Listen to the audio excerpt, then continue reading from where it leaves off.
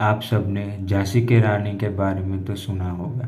आज हम वैसे ही एक जिद्दी लड़की के बारे में बताऊंगा जिसका नाम है अरुणिमा सिन्हा।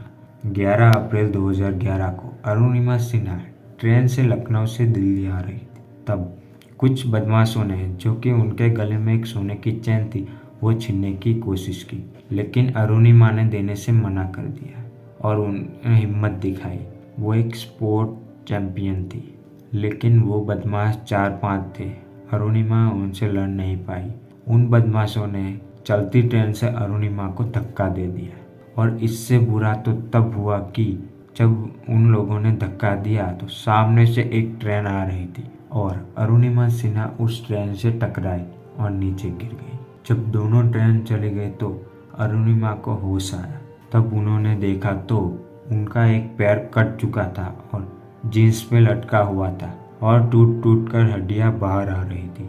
उसी वक्त रेलवे ट्रैक पे जो चूहे होते हैं, वो जो अरुणिमा के घाव थे, उसे वहां आके कुतर रहे थे। अरुणिमा ये सब देख रही थी, लेकिन उनके शरीर में कोई मूवमेंट नहीं हो रहा था। उनका दिमाग चल रहा था, लेकिन उनका शरीर सुन्न हो चुका था। वो पूरी रात चिल्लाई, चीखी, मदद मांगी, लेकिन कोई नहीं आया। और जब सुबह हुई तो कुछ गांव के लोगों ने उन्हें देखा और हॉस्पिटल पहुंचाया। उनका इलाज हुआ और जब अरुणिमा बेड पर थी तब डॉक्टर तक ने ये कह दिया कि आर्टिफिशियल लेग से लोगों को चलने के लिए 3 से 4 साल लग जाते हैं।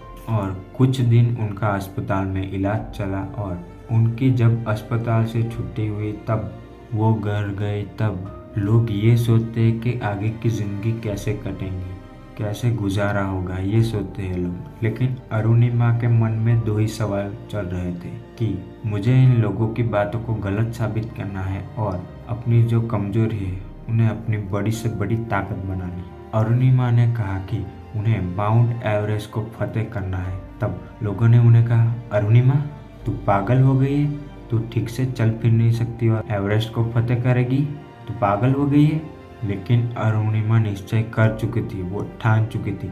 उन्होंने किसी की नहीं सुनी और ट्रेनिंग लेने के लिए मैडम बचेंद्री पाल के पास चली गई। मैडम बचेंद्री पाल 1984 में एवरेस्ट सबमिट कर चुकी थी। अरुणिमा मैडम बचेंद्री पाल के पास जाके बोली, मुझे माउंट एवरेस्ट को फतेह करना है। तब मैडम बचेंद्री पाल के आंसू आ गए। वो बोली, अरुणिमा तू इस हालात में भी ये सोचने की हिम्मत रखती है। लोगों के पैर होने के बावजूद वो सोच भी नहीं सकते और तू इन हालातों में सोच रही है। और बोली, तूने अपने अंदर से तो माउंट एवरेस्ट को फतेह कर लिया है, बस इस दुनिया को दिखाने का बाकी है। और उन्हें ट्रेनिंग देने के लिए मान गई। वो कहते हैं ना, बोलना तो सरल होता है, लेकिन जब उस फील्ड में उतरते हैं ना तब पता चलता है कि क्या होता है। वैसे ही उनकी ट्रेनिंग की शुरुआत हुई तो लोगों को रोड हेड से बेस्ट कैंप तक जाने में 2 मिनट लगते थे, वहीं अरुणिमा को 3 घंटे लग जाते थे।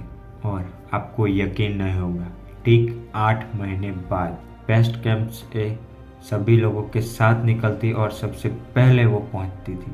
अरुणिमा के पैर सही नहीं थे। सभी लोगों के पैर ठीक होने के बावजूद अरुणिमा सबसे पहले पहुंचती। दोस्तों, ये होता है जुनून। किसी भी लक्ष्य को पाने के लिए ये होती है चाह। और फाइनली वो दिन आ गया जब अरुणिमा सिन्हा माउंट एवरेस्ट चढ़ रही थी। तब वो रात में चल रही थी। रात में चलना इसलिए सही होता है कि रात में हवाएं तेज नहीं चलती, धीरे हवाएं चलती, इसलिए वो रात में चल रहे थे। तब उनकी आंखें फटी की फटी रह गई। अंधेरे में उनकी हेडलाइट जहाँ भी पड़ती वहाँ पे लाशें ही लाशें दिखाई दे रही थी। उनके अंदर से डर निकल रहा था कि जिस काम को वो करने निकले उसी काम को करने के लिए ये सब निकले थे और ये लोग यहाँ पे मरे हुए हैं और इनका शरीर भी ठीक है, उसके बावजूद यहाँ आकर मर गए। उनके अंदर से डर निकल रहा था और वो उस डर का सामना करके एक कदम आगे बढ़ती है और ऐसे ही धीरे धीरे करके वो आगे बढ़ती है।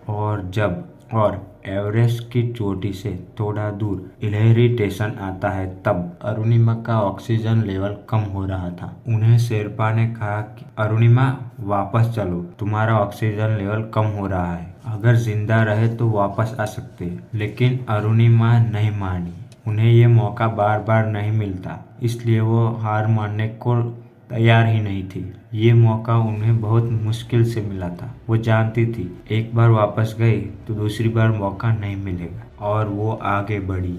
उनका मानना था कि यहाँ तक आई हूँ तो एवरेस्ट फतेह कर ही रहूंगी। और ठीक 1.5 घंटे बाद वो एवरेस्ट की चोटी पर थी, जिसे डॉक्टर ने कहा था कि आर्टिफिशियल लेग से चलने में 3 से 4 साल लग सकते हैं। तब 11 अप्रैल 2011 को उनका एक्सीडेंट हुआ और 21 मई 2013 को 2 साल के अंदर दुनिया की सबसे बड़ी चोटी माउंट एवरेस्ट को फतेह कर चुकी थी। और इतिहास रच दिया उस लड़की ने, जो चल फिर नहीं सकती थी, वो माउंट एवरेस्ट को फतेह कर चुकी थी। अरुणिमा सिन्हा कहती है कि इंसान विकलांग दिमाग से होता है, शरीर से नहीं। और आप अपने लक्ष्य को पाने के लिए पूरे दिल और दिमाग से मेहनत करते हैं और आगे बढ़ते हैं तो आपको कोई नहीं रोक सकता अपने लक्ष्य को पाने के लिए।